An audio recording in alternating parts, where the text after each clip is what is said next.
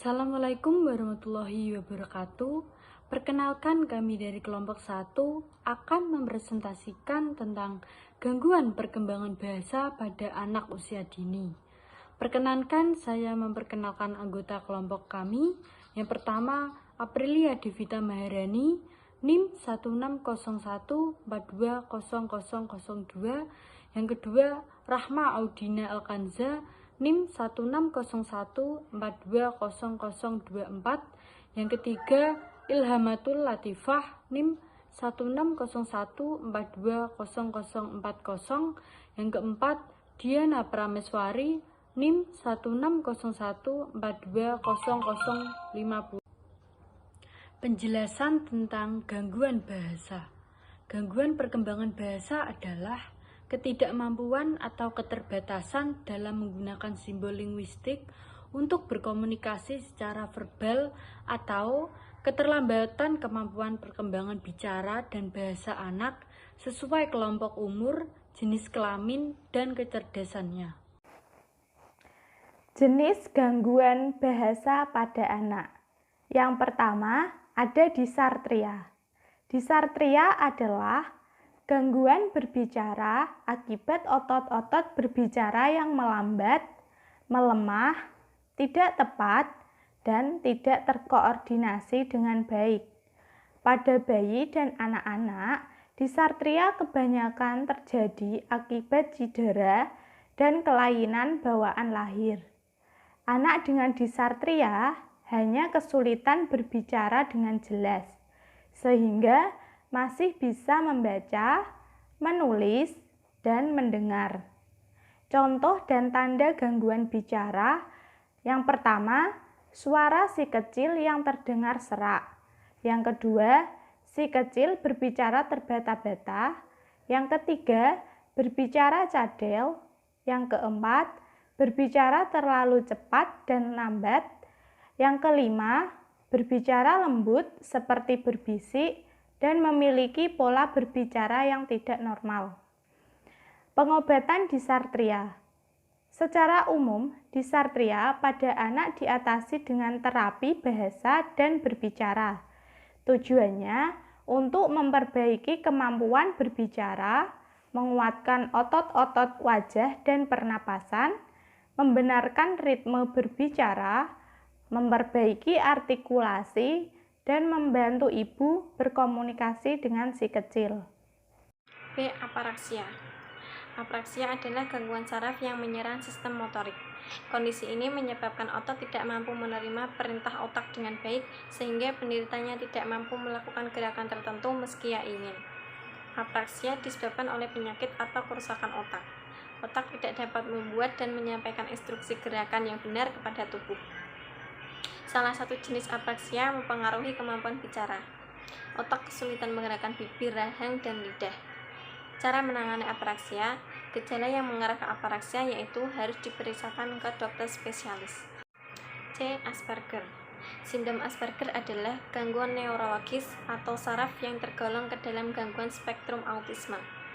Anak yang mengidap autisme mengalami kemunduran kecerdasan dan kemampuan bahasa. Sementara anak dengan sindrom Asperger umumnya cerdas dan mampu berbahasa dengan baik. Namun, mereka tampak canggung saat berkomunikasi atau berinteraksi dengan orang-orang di sekitarnya. Untuk pengobatan Asperger sendiri yaitu yang pertama dengan terapi bahasa, yang kedua terapi fisik, yang ketiga terapi okupasi, dan yang keempat terapi perilaku.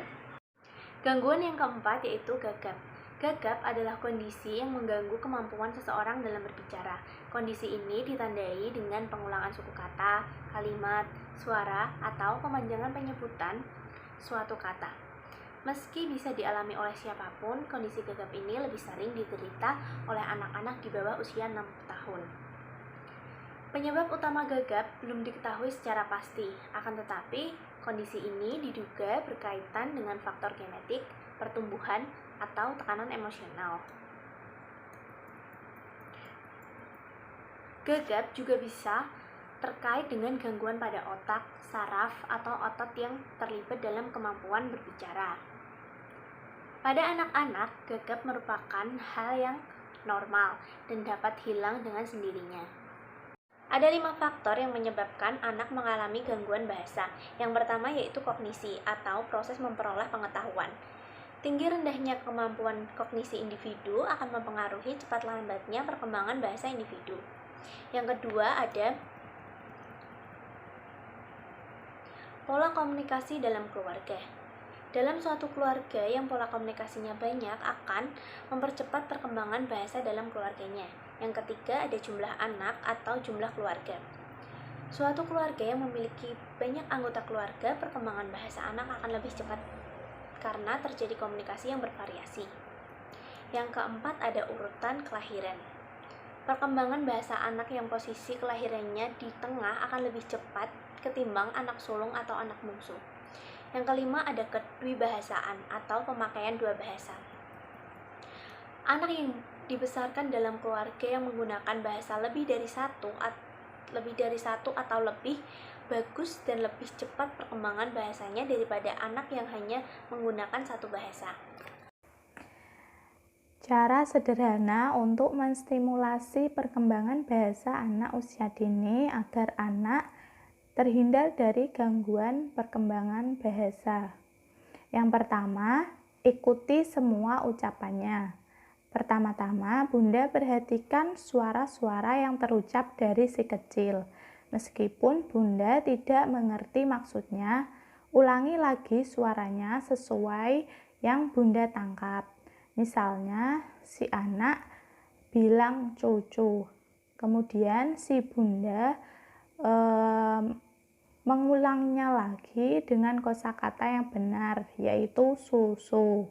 Nah, dengan begitu, si kecil akan merasa sedang berbicara dengan Bunda dan membiasakan diri untuk meniru kata-kata dan nada bicara Bunda. Yang kedua, berbicara sambil bergerak. Saat berbicara dengan si kecil, Bunda juga harus aktif bergerak dan ekspresif. Yang ketiga, biasakan anak membuat narasi atau cerita pendek. Misalnya, hari ini adik bermain sepak bola bersama ayah. Kemudian yang keempat, ajak anak bermain bersama-sama dengan Bunda ataupun ayah. Yang kelima, puji perkembangannya. Selalu beri pujian, senyuman, dan pelukan tiap kali si kecil mengeluarkan suara atau kosakata baru yang baik. Pada umumnya, bayi belajar berbicara dari reaksi orang-orang di sekitarnya. Sekian presentasi dari kelompok 1. Apabila ada salah kata atau tutur kata yang kurang berkenan, mohon dimaafkan. Wassalamualaikum warahmatullahi wabarakatuh.